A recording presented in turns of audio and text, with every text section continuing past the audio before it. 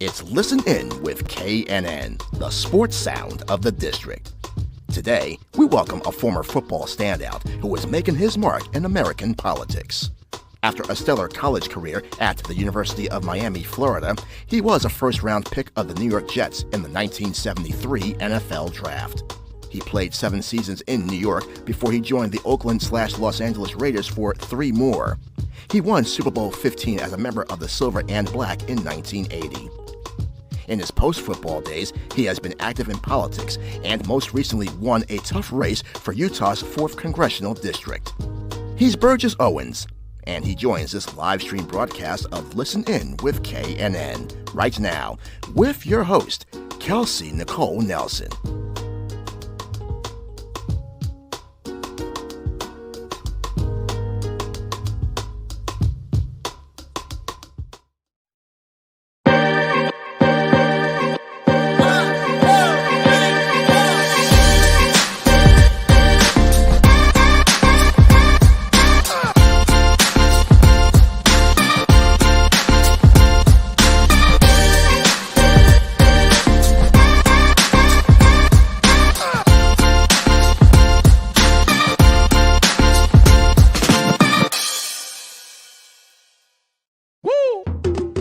It's Listen In with KNN, the sports sound of the district. We bring you the biggest guests, great analysis, and the hottest sports stories in the nation's capital and beyond. And we bring it to you live. Welcome to this live stream broadcast of Listen In with KNN. Here's your host, Kelsey Nicole Nelson.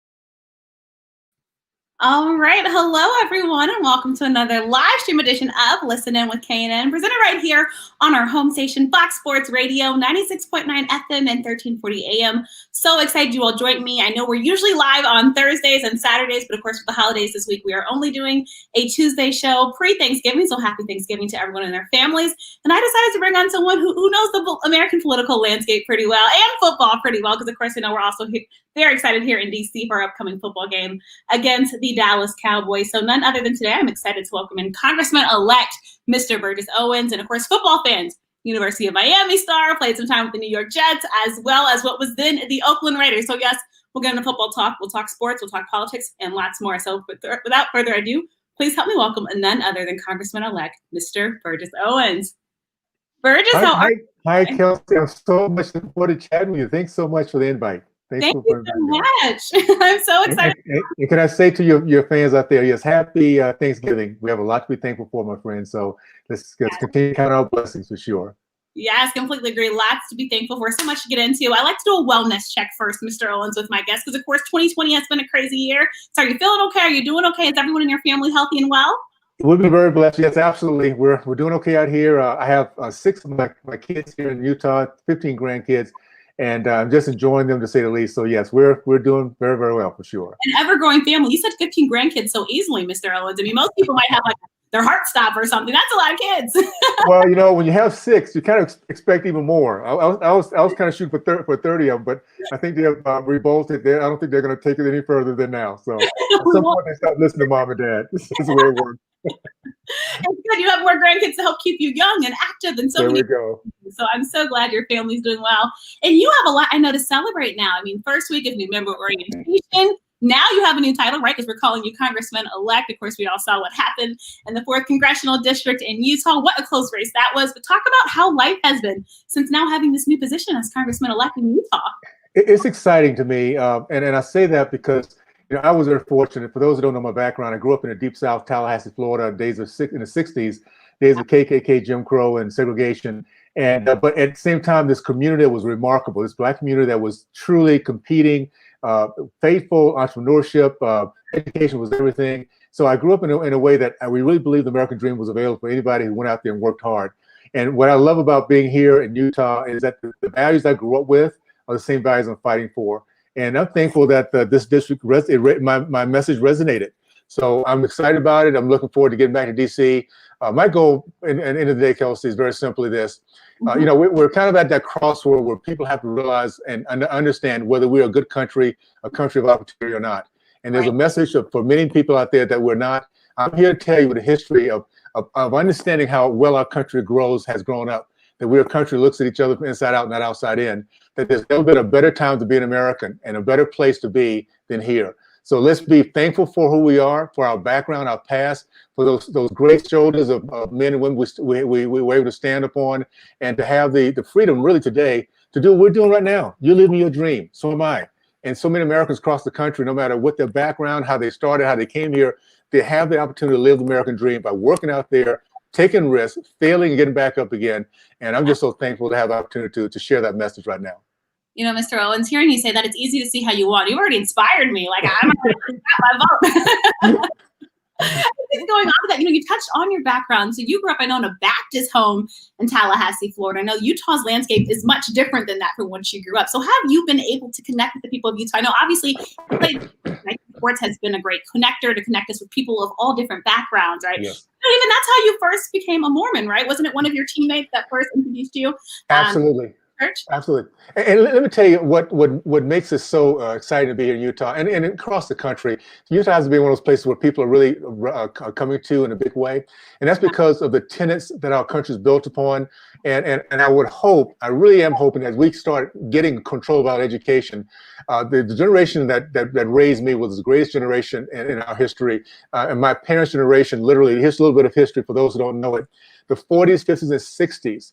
It was a Black community, the most competitive community in our country, that led our country to growth of the middle class.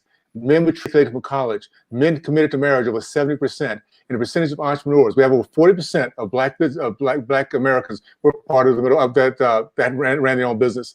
That allowed us to truly, across the board, experience the middle class. So if I can say this, those same values are the same values we have here. And those same values are what allows us, no matter what our background and differences might be, to see each other much better. So this is a great place. Utah is a great place. I love the faith, the fact that we are open to all faiths. And the most important thing, we have 277,000 business owners. 93% of those are small business owners. And that's what develops this great culture of the middle class that's so attractive to so many people that are visiting. Yeah, and like you said, I mean, now look, I mean, Utah, like you said, it's an ever-growing place. To hear all those business owners, that's exciting. And of course, in the sports landscape, we also get to know Utah pretty well. And you touched on so many great things, but I know something that you've really continued to touch on, and it's part of your message, is this unity message. I think now more than ever, Mr. Owens, you see how divided the country is, right? You know, in terms of politics and so many else. We saw this summer that we had, you know, we all saw kind of how America was forced to have this conversation about race after the death of George Floyd. So unity, I mean, how do you think we can get to that place and that point? How are you hoping just we grow together as Americans stronger? So there's two things. That's a great question. There's two things. One is understanding what the power of we the people really means. Those are the most powerful three words ever put together the way it has been in the history of mankind. And what it means for us here in America is that we might have a different way of getting there, but we have the same end game. What is our end game? We want to be happy. We want to be free. We want to have our kids grow up in a much better environment. We want to live our dreams and retire one day and enjoy life. Well, when we the people talk and we converse, we get to that end game. The biggest problem that I've seen over the years is we've been convinced that we cannot communicate anymore. If we have a D behind our name or R behind our name, all of a sudden we cannot talk. And that's not the way we are. We can still agree to disagree and still have the same end game and work together to make that happen. As long as we understand there is an enemy among us, there's an ideology that does not want us to have those dreams, that do not believe in God, do not believe in the family unit, do not believe in capitalism. So we have to understand that that's where we come together as we the people, as we talk to figure out how we get across or get past those who want us not to succeed. Now, the other part is this. Thomas Jefferson said very simply, ignorant and free can never be. We need to be an educated populace. For me to give you those numbers I just mentioned a minute ago, many people find us shocking. How in the world did this community that we thought was just hapless and hopeless and oppressed ever do what we did through the 40s, 50s, and 60s? Well, that's because people don't know how successful we've been when we, just like all the other cultures, tie into those 4 tenets. So I would say this: we first of all need to start communicating. Let's not let anyone tell us that we cannot talk. Let's do the hard part, which is agree to disagree. We can still be friends, and we need to make sure we're fighting for those opportunities to come together as a team. Whether it be our flag, whether it be our special national anthem, whether it be the ability to worship our God. Find those things that can bring us together, and sports. Those things would come together, forget the politics, and enjoy ourselves as Americans. If we do that more and more, then we'll come back. I do believe in the heart and soul of America. We will find a way to get past this divide. We just have to work hard and realize that it's just not our nature to not be a harmonious people. Right. And you talk about the divide, and you yourself have lived through divide. I mean, I want to go back to your childhood growing up in Tallahassee, Florida during the 60s, which of course we know, the civil rights movement here in America. You were one of 4 Black players that integrated onto a football team at a white high school. I know you've compared this to the movie Remember the Titans. So talk about that experience for you and how that kind of helped shape your views of the world. Well, you've done your homework, Kelly. You've done your homework. I'm impressed. But yeah, what it is, if you understand, first of all, the biggest part about our history and why we need to know it, it allows us to be proud of where we come from, appreciate where we are today, and of course have this vision for the future. The fact is, I grew up during a time when we're one of 4 Blacks to integrate this high school. You mentioned Remember the Titans. That was my experience. I was one of 3 Blacks, the first Blacks to actually get a scholarship at the University of Miami. You now see that that's not even an issue. When I came to the NFL in 1973, there were no Black centers, no Black quarterbacks, no Black middle linebackers, no Black free safeties, because those in those days were the white leaders' positions. We don't think that way anymore. For me to tell that to you right now, you think, how in the world could that ever happen? That's because over the last 50 years, our country continues to improve. We are the one place that every single generation looks to find its better self, and every single generation does better than the last. We have to make sure that's been our legacy. And at the end of the day, I'm so thankful to have the history I've had and tell people today that, listen, from where I came from, here I am now about to represent a state in which the minority, Black is it's a very small minority. At the end of the day, it was not about our skin color, our culture, our background. It's about issues and our values. And that's what America does best. So we have to continue that. And let's all get back to that point, guys. Let's not have any loyalty to party or politicians. It's our values and our principles that really count. And if we, the people, want to be happy, we need to look at those values and really embrace them and fight for them and make sure that we can move forward as a people. Yeah, you talked about those values, and values is something that we've talked about a lot in sports. Of course, you touched on the anthem earlier. The national anthem has now kind of become this topic of conversation and some of debate, right? Because we see what's happening in sports, and we see how specifically more players, we saw what happened in the NBA in the bubble, right? We saw what's happening in football, have said, there's a problem going on in this country. There's a problem going on in America. And they use the anthem as a way to basically say, you know what, we want to bring attention to this issue. I know you've been outspoken on this, Mr. Owens, kind of disagreeing with the players in their stance, but how would you say players that feel there's injustice going on in this country, how would you like them to get their point across? Maybe use the platform or maybe not. That's why we need to that's why we need to know our history. What we've done together best is as a people, we've seen past our color, even when it was tougher to do that. My dad he got his PhD at Ohio State in 1951 because a white person there accepted him at a time with segregation. He couldn't get it down south. I went to the University of Miami. At the time, those 4 players I mentioned were leading the entire South because there was a white president who saw there's a way now to break this thing down. We've had a Black president for the last 8 years. For 8 years prior to President Trump. Right. We have representatives of every single place in this country. It is not about skin color anymore, unless you want it to be. The problem I'm having right now is that, first of all, from the generation I came through to not get their due. The generation before, but my parents' generation, they literally went out there and they kicked butt. They were leading all those areas I just mentioned, and it was not white supremacists that turned us over upside down. In my mind, it was Black elitists, people living the American dream, succeeding, and then turning around telling the rest of us that we can't do it, and then running and supporting policies that make sure our kids are not educated, make sure our kids are not working. When you have in the state of California, 85% of black boys not able to pass standard reading and writing tests. That has nothing to do with quote racism. It has to do with policies, and those policies are put together when people cannot choose to leave a school that's failing, and they cannot choose the education that their parents want. So I would say this. I lived at a time, came to the NFL at a time, again, I just mentioned, well, we didn't have the option of being quarterbacks, and our first round draft choice got $20,000 as a bonus, or $50,000, whatever it was. We need to be a thankful people. We have now around that football field, these are dollars being represented. And instead of talking about what other people are not doing for us, how about us Black players saying, what can we do together to build businesses, to build technology, to teach our kids how to think? How about this? I mentioned, and when I was growing up, 70% of Black men committed to their families. We led the entire country because we had such a Christian base. We now have between 70 and 80% of our Black men leaving our families, not committed to the mothers of their children. We need to change that around. So yes, there's some problems we're having. A lot of it has to do with the policies that has not allowed us to understand and to be given incentives for men not to be committed to their families. But we need to look within. Let's not look at other people and say that they're the reason that we're not succeeding. If we're not willing to go out and work hard, to study, to overcome those obstacles, then we need to look at ourselves and say, what am I doing wrong? We cannot point at another race, because at that point, this is important. We point to another race as a problem of keeping us down. Not only are we putting ourselves down, but we're turning into racists. We're saying people, because of their skin color, think a certain way. They're monolithic, and that's the truth. So let's just be open. Let's be embracive, and let's be thankful for the opportunities we have. And those young men that are making $50 million, $100 million a year, you guys are blessed. Take advantage of it. Don't put down the country that's giving you that opportunity. Tell other people, if I can make this thing happen, you can make it happen. This is the greatest country in the history of mankind. It's the only place in the world can people live this kind of lifestyle and have such an impact if they want to take advantage of it. Yeah, and I hear your passion coming through as you speak. And, something that you've touched on is education. I think education, and I say this quote all the time. One of my favorite quotes, Mr. Owens, is from Oprah Winfrey. Education is the key to unlocking the world, a passport to our freedom.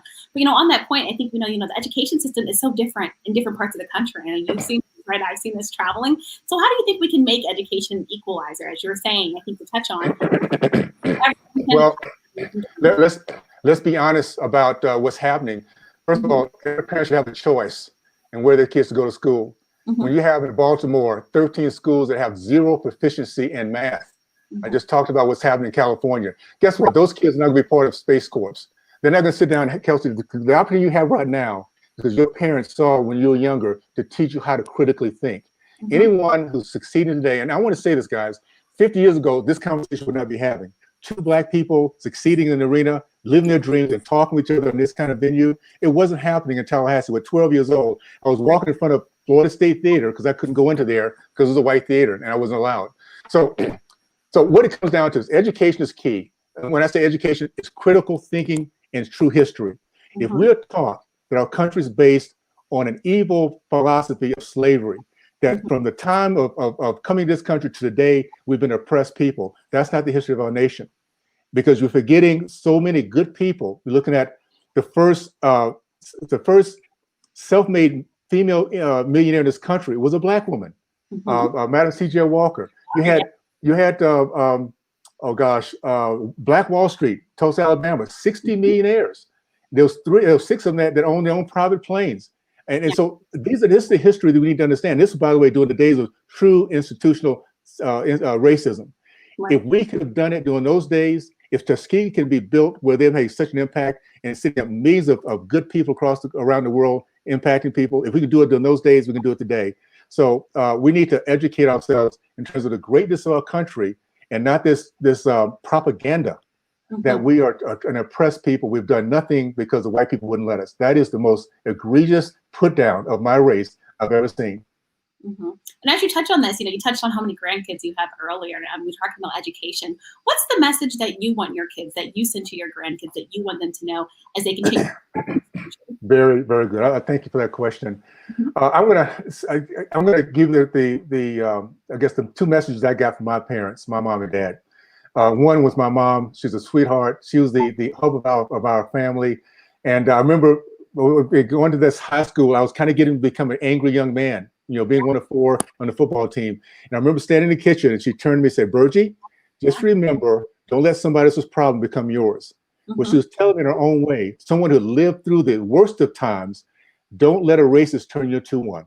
I don't care what color we are. If we get to people, we hate other people because of the skin color, we become a miserable set of people. And right now we see across this country, miserable people who want to tear down everything, burn down everything, hate everybody because they've been taught to be racist.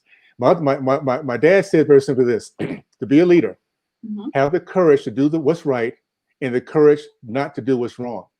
You have to be principled. You have to be a person who will stand for the right and stand for what you believe is correct, and be and have the attitude that it's okay if everybody doesn't agree with you. You know, my family, I'm the only Republican that I know of. Wow. Including my cousins. But guess what? We have agreed to disagree. We still love each other. We still respect each other because that was old school, the way we were taught. And that's the way we get along. So if I can say this, be willing to stand for what you believe is right. And I'll say this, my priorities are very simply are God, country, family, my race, women, and authority. That's what I respect most. Yeah. And so whatever people think doesn't really matter to me if those things are in place and the people that I do care for do respect what I'm standing for. So if we get to that point and not worry about how many tweeters we're liked on and how many people smile at us, that doesn't matter. At the end of the day, it's going to be those in your close circle that's going to really count when it all comes down to the very end.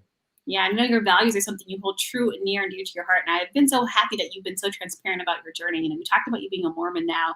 And you've talked about before how you once saw that race and you're like, do they even like Black people, right? I know you had said that when you were younger, and now to you have done your homework, Kelsey. I'm impressed. I'll tell you what.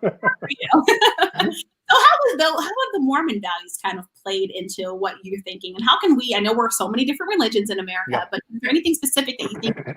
Well, the Mormons actually is the Church of Jesus Christ of Latter-day Saints. So as a Christian, those values are the ones that we begin our country with. You have to understand that what's made our country so unique is we begin with Judeo-Christian values, which basically we make mistakes. We all fall short, but because of those values, we want to be blessed. Every single generation gets better and better than the last. I can say this, growing up in this segregated community I did and integrate some of my old friends now, some of the friends I fought against in the football field, some of our best friends, we all say, boy, I just wish we could have been raised during these times when we could have been friends. It would have been nice. And so the end of the day, it comes down to this. Let's not forget the faith. By the way, here are the 4 tenets. If you want to know what it takes to be successful, if you want to know how to get to the middle class, no matter where you are right now, here they are. It's real simple. Yeah. Education. And that's critical thinking education, which means you can be okay with people who disagree because you have confidence in yourself to have those conversations. Number 2, faith. We need to have the ability to first about faith, no matter what it is, what it looks like. If we believe in God, that means that we know there's a second chance we can become better and better. The capitalist system, having a business of our own, taking risk, and whether it be our own business or taking risk in what we're doing, it's about risk taking, failing, and know the knowledge that we can come back and start afresh. But the business owners is where that begins. And last but not least, the family unit. We need to commit to our family, guys. What the Black community has done over the last 60 years is egregious. But the fact that we have so many good women that have no man standing by them because they can't trust them. Or you have women now that when I was growing up, they were taught to trust the government because that's where they got their paycheck, their welfare check every single week. If we don't keep our families tight, we cannot teach our kids how to grow up expecting God, country, family, women, and its authority. Our young men need to know that. Our young women need to know that they keep their values high. Our young men will reach up to make sure that they can be respected for that. So we put that together, we get our country back in space. So let me just say one of the greatest things that happened to me, Kelsey, while we're talking about this, because you talk a little bit about my success, but it's really not the success that makes us who we are. It's the failure. It took me 12 years of losing seasons from high school all the way to my first year with the Raiders that we finally got to the Super Bowl. But nobody asked about the 12 years of losing. They just asked about the Super Bowl championship. Right. And it comes down to when I left the game very, very cocky. And thank goodness I had a business that I was very cocky about. And what happens with the word after the word cocky comes is humbleness in time. Yeah. 9 years later, thank goodness I failed. I had to start afresh. I left my beautiful home in Long Island, New York, in-ground pool, luxury cars, to a 1-bedroom apartment in Brooklyn, New York. Wow. You can hear gunfire outside, 4 kids. But here's the moment that really I always remember, not knowing what the next step was. Because I had trust in our country, faith in a second chance, a belief in God. I knew some kind of way we were going to come out of it, and some kind of way it would be for my good. I ended up being a chimney sweep during the day for a little bit, a security guard at night. Months later, I ended up getting a job in which I was a corporate sales rep, and that lasted for the next 25 years. But here's my message. Yeah. I can now tell young people who say, listen, you're lucky, you played football, that's why you're doing the things you're doing. I say, yes, I was very fortunate to be a football player. But I'm talking to you today as a former chimney sweep. And if I can do it, you can do it. Those 9 words are the greatest words that one American can give to another, because it's a message of hope. And what we need to take with every obstacle we go through, let's not hide it. Let's not say it never happened. Let's share it. And then tell those who are looking for a little bit of hope to make it through one more day, if I can do it, you can do it. That's the message of America. And we need to share that more. And particularly when we start becoming wealthy, like we have so many of our elitists, man, let's little humble pie, guys. Let's settle down a little bit. And instead of telling people what they can't do, go out there and build your dream, live your dream, and then tell people this is the greatest place in the history of mankind. And if I can do it, you can do it. That's the message we're giving each other. Yes, well said. And I love that you touched on adversity. And I think it does make all of us stronger. Like you said, if you're cocky, that humbleness will come to you. You know, I don't want to give you a title, but I don't know. Talking about you, I don't know. Have you ever thought about presidency, Mr. Owens? Have I thought about what? The presidency? Oh no! No, listen, I barely got to this one. Listen, up until this time last year, I was saying I'll never ever be a politician. So believe me, this is as far as it goes. But here's the thing I want people to remember. It's something very, very easy to remember, and I'm hoping that we never lose it, because it's something that can always creep in. This pride thing. Either we're humble or we're humbled. The ED is the one we want to stay away from if you can. I mean, let's voluntarily be humble, because the ED is a very painful process. It's where we say, I don't want to be here anymore. Whatever you got to do, tell me, and I'll get out of it. I'll change. Yeah. So just know that's part of the process. Let's embrace it, by the way, and let's not bemoan the fact that we're going to fail. That happens. That's the great thing about being a free country. If you're a free country, you learn to dream big, and with dreaming big comes a lot of missteps. And I'll say this also. For those who look back on our past to try to find perfection, let me ask those guys: when at what point in your life did you become perfect? Because those who look back and put down everybody that lived before us and all the mistakes they made, because they now look at it as a Monday morning quarterback. Just ask yourself when you became perfect. And then at that point, you can then judge everybody else, because until that point comes, just appreciate the fact that whatever they did before us gave us the opportunity today to live the American dream we live today. Yes, again, just well said. I don't know. I know you said you might not, but you might have to think about it. I'm going to talk to you first, Mr. Owens. On that, since this is a sports, I do want to touch on football real quickly. I know I got you for a few minutes. You talked about, losing with the Jets, losing with Miami. And I'm sorry, Mr. Owens, your Jets are still kind of doing that right now. Some things, though, isn't it amazing? Some things decades later doesn't change. So for those fans, I tell you, I got to give them credit, because, boy, they've hung in there for a long, long time. Seriously. They're a team that had beat the Chiefs previously. They came close that last game to beating the Chiefs. But talk about that Super Bowl win. And then what's it like for you now to see the team in Las Vegas? Are you still rooting for them the same? What's that experience been like? Well, that's another good question. And I'll say this. I was blessed. I was blessed this before your time. I was with the Raiders when they used to win a lot of football games, and they had this culture. And the culture was very simply this. There was a time, believe it or not, before what is it called? Free agency. That the players just, we could not choose what team we went to, could not make bigger money, because, in other words, you were with the team until they decided they didn't want you anymore. So the Raiders was a team that was very unique, because Al Davis just accepted anyone. He's the one, if you're too wild, too rambunctious, too old, too whatever, so other teams, it was just right for the Raiders, because it was a place of second chances. So the great thing about coming to that place is that once you got there, this was it. I had no place else to go. After Raiders, man, this is it. So we put everything into it, and we took pride in being part of that culture. So it was a team of underdogs. It was a team in which literally our goal was to go out there and to just, we were going to outbeat anyone out there we played for. It was just a great opportunity. So to be in that team, I remember sitting in the locker room, Super Bowl 15, getting ready to go out and play the Philadelphia Eagles. After all these years of losing, I'm sitting there looking at all these all-stars around me that have played against a team that I tried to beat when I was with the Jets. I remember sitting there thinking, I cannot believe I'm sitting here in silver and black, getting ready to go out and play the biggest game of my life. And the only thing that we regretted as a team that year was we had nobody else to play. We had so much fun because we were underdogs. We continued to win. We got there as underdogs. Every single game we were supposed to lose. And by the way, for those you guys who never experienced being an underdog, please embrace it. Hope that one day you will be. There's nothing more incentivizing than when you think nobody else believes in you, but you can prove them wrong. So, and I'll say this about the Congress that I'm now part of. We have 13 new, well, I think 43 of something, whatever, but 13 of flip seats.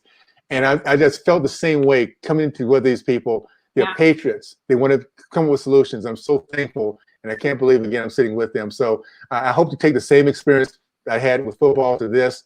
And I'll just say this to those that are listening to me. Yeah. And I know this is all about sports. But if you can just do this, just keep in mind what has always brought us together. It has been sports. It's the one time we can pull down our political stripes. We put on our uniform and whatever we do, it might be the black hole, it could be whatever. And we focus on that team that we're pulling for, and we high five each other no matter what our political stripe is. Let's get back to this. Let's find those things that bring us together. Sports is one. Do not allow the sports commissioners to continue to divide us. Our flag is something we should all agree on. It represents a nation that's done it better than any other nation in the history of mankind. We have freedom in this country because of the millions of people, black, white, Hispanic, all across the board, who've lived and died so that we can do the things we're doing today. If we're taught that it means nothing, that we can burn that flag, we burn what it symbolizes, that means we're also burning and putting down every bit of Americans before us, my parents' generation, those 100,000 black men that went to war in World War II to fight for freedom and come back and then help to build the greatest middle class that our country's ever seen. That's the generation. So let me just say this. Do not allow those who do not believe in who we are, the socialists and Marxists, to pull down those things that bring us together. Our flag is one, our national anthem is the other, our sports is another. Let's use those times to come together, and then we part and have our respectful debates, and we do not tear each other's businesses and our reputation. We do not tear people down, people. That's not what we do. That's not American. Let's build each other up. Let's respect each other. Let's, again, agree to disagree. And by taking those who've taken the risk in building a business, they deserve to keep what they've earned, particularly those in people who do not have the courage to do what they did to build those things. Yes, it's all well said. And again, I think sports has had the power to bring us together, but I think it's also helped us to kind of force us to have these conversations. Mr. Owens, it's been such a pleasure to have you. Hard-hitting safety again. It's such a pleasure to have you on. Do you have to ask you this real quick? Yeah. If you could pick a player in today's game that best emulated your game when playing, who would you pick and why? Boy, that's a tough one because you know what? I retired in 1983. They started paying me in 1983, and I stopped caring about football in 1983. So I'll say this. Because what I look for now are those who can bring us together. I look for coaches. Look at Andy Reid, who has brought his team together, and no matter what the diversity might be, he's brought together a winning team that support each other and they care for each other. So I look more for that, for the unifying coach that allows these different personalities, and they're all over the place. As we know, we're all over the place. To bring that together, to have a team that's on the same page, caring less about themselves, but the team overall, that to me is the winner. And Andy Reid highlights that in a way I've never seen. Well, I have seen a lot. Al Davis was another, but he's a modern day, a big time hero in terms of sports in my mind. Oh yeah, we all love Andy Reid. Keep on the Hawaiian shirts and that relationship that he has with Patrick Mahomes. I think it's scary. We might have to put him back in that maybe another Super Bowl column with his relationship with his quarterback. But yeah, Andy Reid I think is one of the true people. And Mr. Owens, I know you have to go, but I really want to touch on something really quick since you touched on it. And you talked about black players today aren't looked at the same, right? You can see them in all positions, but there has been this conversation about the position of the black quarterback. Do you think black quarterbacks are viewed differently? Are they what? I'm sorry, what's that? Do you think black quarterbacks are viewed differently than their white counterparts? No, I don't. Not today. There was obviously when I was going through. What's happened in the sports, and this across the board, is something called meritocracy. And meritocracy, based on a level field, if you're bringing to the game a way to win, people, no matter what their background, what their color is, going to like you, going to support you, as long as you're not a knucklehead. And this is the other part. This is the big piece of being successful. Let's take it in a humble strides. Let's not become a knucklehead, Because at the end of the day, people put up with you as long as you're winning. Once you're no longer winning, once you're out of the game, they have nothing to do with you. So I would say this, and I don't think there's any different view right now. If a guy can get on there and throw the football, run his touchdowns, if he's smart enough to understand the process, he's respected in his game. So no, those days of judging on color on the football field are done. That's why we have over 70% of the NFL now black players, because they want the best, who put out the best, who work the hardest. In this case here, we've proven as a race we can do that when it comes down to sports. We have to do that in other areas, by the way. We just use our brain power in terms of being physicians, being whatever it might be. We can do the same thing if we learn how to educate ourselves and move forward in there. So let's not give up on that, guys. Let's make sure we're teaching our kids how to critical think so they can become astronauts and presidents and whatever they need to be to lead our country. Well said, Mr. Owens. I appreciate your time. You guys, please follow him and see all the great work he's doing. He's also the founder of Second Chance for Youth, which is a Utah-based nonprofit organization dedicated to helping troubled and incarcerated youth. So keep up the great work in Utah, Mr. Owens. When you're in D.C., let us know. We're excited that we'll be getting to see you more, of course. We'll social distance, of course. But well, I'll be in D.C. soon, Kelsey. I'll look forward to it. And let's do this often. I would love to have conversations. Just know that I'm not going to be an expert at football, but if you can put up with that, I'm okay. All right. Thank you so much. And I hope for you, the Jets get you at least one win so you can smile on your that'll be awesome. That'll be awesome. Thank you so much, Kelsey. All the best. You keep it going. Bye. All right, you guys just heard from Congressman-elect Burgess Owens, of course, the Super Bowl champion. Oh my gosh, I can't believe I forgot to ask him to show us the ring. I know it's been pretty popular in the House of Representatives at the member orientation. We'll be back next week on Thursday at 6 p.m. with Jared Payton. So lots of great shows coming your way. Of course, always keep involved, and happy Thanksgiving to everyone. I hope you all enjoy your families and friends. Stay safe if you're traveling. Remember to social distance, remember the guidelines, because of course we all just want to get through this together, and hopefully these vaccines work. Thanks again so much for listening, guys. Again, happy Thanksgiving. Special happy Thanksgiving to my team. A special thank you to my team for always coming through, as always. But again, we'll be taking a brief hiatus. I still will be putting out the audio show, so make sure to check that out on iTunes, Google Play, and Spotify. But we'll be back next week with Jared Payton, so y'all will want to tune in. And thank you again so much for supporting the show. I cannot do it without you guys, and we have a great guest list through the rest of this year. I promise. So you will not want to miss it. And that was none other than Burgess Owens. Again, just a powerful, powerful message. And if anything that you took away from the show, unity is important. I think we all need to come together. And I think, as we all know, we're always stronger together. It takes a village. It takes all of us. So thanks again so much for listening. And as always, you guys keep intact with Listen In with KNN. All right, have a great one. Bye-bye. Follow Kelsey on social media at The Real K Nelson. Catch episodes of Listen In with KNN on YouTube, on air at AM 1340 and 96.9 FM Fox Sports Radio, on Facebook and Twitter, and online at KelseyNicoleNelson.com. Thank you for watching this live stream broadcast of Listen In with KNN.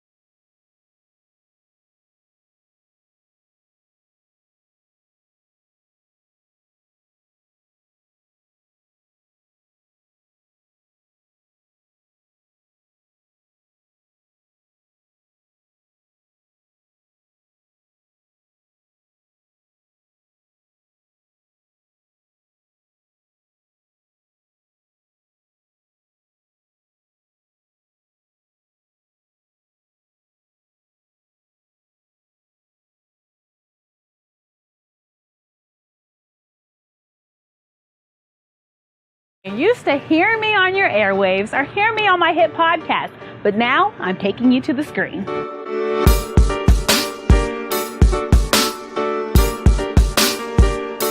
You'll love Elevator Thoughts. We will talk the latest trending in sports. It's game time. What better way to get to know those that visit the show than over some good food and drink? It's time for confessions.